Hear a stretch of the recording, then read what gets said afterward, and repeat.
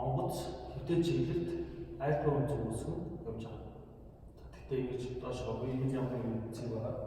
Энэ цэгээс рүү одоо бөмбөг хайсан. За бөмбөг хайхад тухайн явж байгаа чиглэлээр бөмбөг тэндээс шидсэн юм шиг бодлогож байна.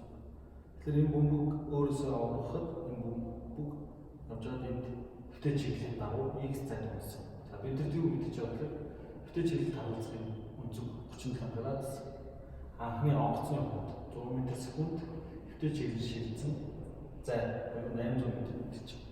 За эндээс бид юу болох вэ гэхээр унах хугацаа хайсан бөмбөгийн унах хугацаа. За тэгээд энэ анх онгоц ямар өндөр байсан бэ? Ааш мэл өндөр. За сумны бөмбөгийн газар унах хурд. За тэгээд бөмбөгийн газар унах үнцгийг олоо гэж. За эндээс яаж бодох вэ гэхээр бид нар эхлээд координатын тэнхлээ сонгож байгаа. Координатын тэнхлээ сонгох юм. Газраас сонгож авч болно. Эсвэл онгоцоос сонгож. Ер нь дурын байдлаас бид нар сонгож авч болно. За тэгэхээр энэ болоод бодоход илүү тааламжтай байдлаар сонгож авах тул би онгоцны энэ чиглэлд энэ цэгт анхны байдлыг сонгож байна. Буюу энэ чиглэл x координаттай за доошоо y координаттай сонгож авъя. За тэгвэл эндээс юу болох вэ гэж. Тэгэхээр доошоо чиглэл болох юм ийш чиглэл авах болно. Бас энэ болчихно гэсэн үг. За эндээс хурдаа бол хоёр задлан мэдээж хурдыг юу гэж хоёр задлах вэ гэхээр ийш x ийшээ байна. За энэ альфа үнцэг ийшээ энэ y байна гэсэн. За ингэж задлаа. За эндээс b0 x бол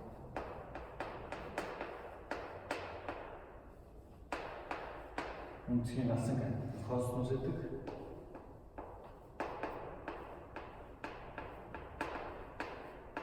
үнцгийн эсрэг өршин синус алфа учраас шууд болчихлоо. За эндээс 100 м/сек болно 37 градус болно. За эндээс 100 м/сек хүрч космос 37 градус.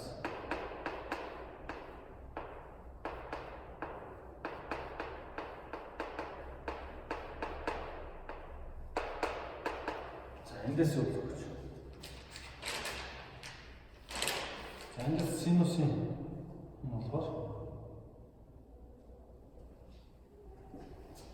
60 м/сек болохоор 80 м/сек. Космос 37 0.8 синус 37 0.6. За ингээд бид нар одоо юу болох вэ гэж. Тэгэхээр энэ x зай гэдэг нь x зай гэдэг нь b0 x-ийг бүжих юм унах хугацаа. За энэ газар тунахад хэвтэ чиглэлд байгаа тийм зай шилжнэ гэдэг нь энд бол унах хугацаа болж байна. За тэгвэл эндээс бид найрлалыг хэвтэ чиглэлд байгаа шилжилтийн юм чинь b0 x гэж. Тэгвэл бид энэ тэг болж болно. Тэгвэл тэг юу x-ийг орно b0 x гэж байна. За x нь юу 800 м. B0 x нь 8 м/сек. Эндээс 10 секунд болсон гэсэн. Энд бол юу болж байгаа вэ? Бид унах хугацаа болж байна.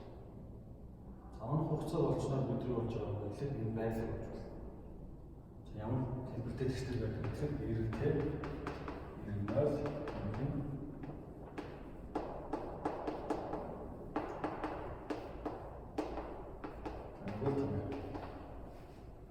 эндээс бид доош чиглэлийг ирээдээс сонгосон. За тэгвэл бид энэ зай болгоно гэдэг чинь энэ y тэм байрлал гэж байна. Y тэм байрлал гэж эндээс энэ үлдэх зай гэж. Тэгвэл энэ y тэм бид юу гэж болох вэ? Энийг ааш надад сонгох гэсэн. Энэ бид олох гэж байна. Анхны байрлал зэг дээр 0 гэсэн байрлалтай байгаа. Энэ 0.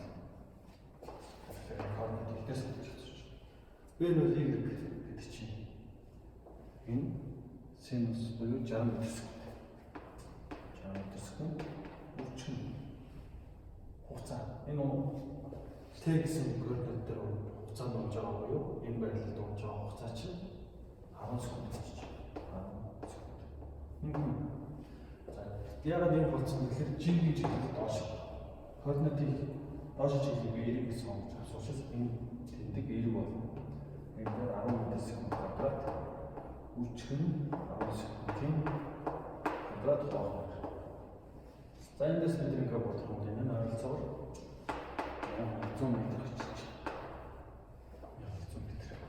За бид тэгэхээр арсны хэмжээг болцтой хугацаа болтлоо одоо газар тунх хувийн хурд. Газар тунх хувийн хурд чинь болохоор энэ шигээ x шигээ y гэж байна. За эсвэл бол энийг параллел зурх юм бол шигээ x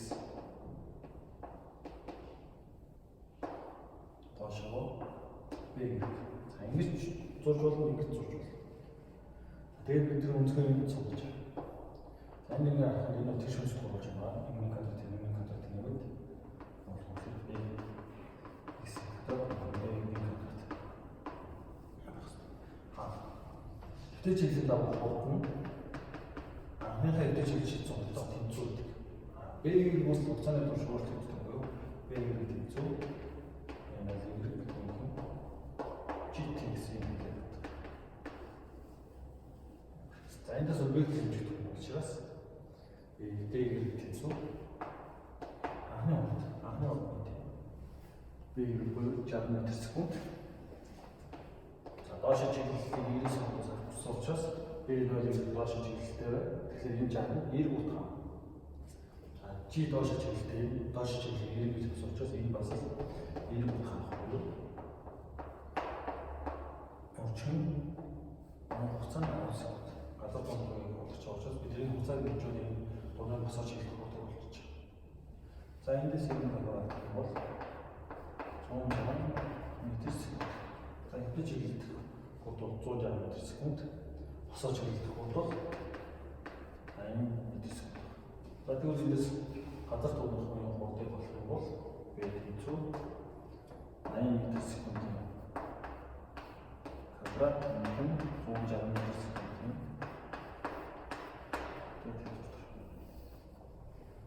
За эндээс B бол ойролцоогоор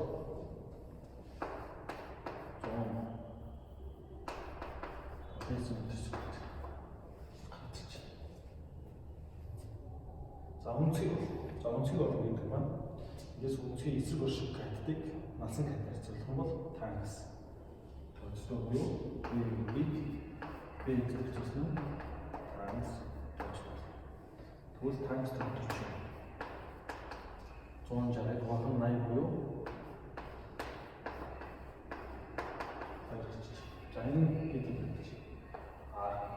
Танкс 2 үнцэн очиж эндээс үнцэг нь болоод тооны машин дээр шийдэл гарч байгаа танксын хасгын зэрэг төшөөлөд 2-ыг дарах болно. Эндээс ойролцоогоор 63.1 гүрэмжлэс. За энэ хөө байцаа байдаг бол бодлогыг боддог, векторыг бол хэрэглэх нь. За эндээс бид нар янз бүрийн бүхэнд бодлого ирж болно, алгоритмын түвшинд. За тэр бодлогууд бол мэдээж энэ үндсэн санаагаар л яваа. За тэн дээр мэдээж та нарыг сэтгхүүл ажиллаж байна гэсэн. Тэгэхээр дараагийн ярьж байгаа бол шинэ хичээл болох учраас жишээ бодлого дараалал эндээс цаашаа өмнө бодлогыг өөртөө сэтгэл бодож болно гэсэн үг.